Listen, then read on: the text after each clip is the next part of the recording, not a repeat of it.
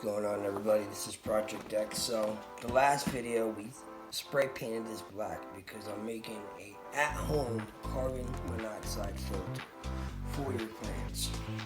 So this is going to be the second process of this container.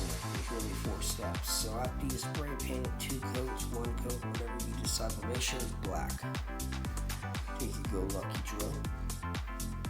Drill the top. Drill the top holes in it.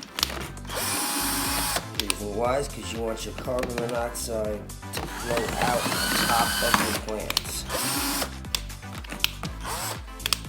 Because as you put the product in there, it pushes all the carbon monoxide out and keeps the microorganisms in there.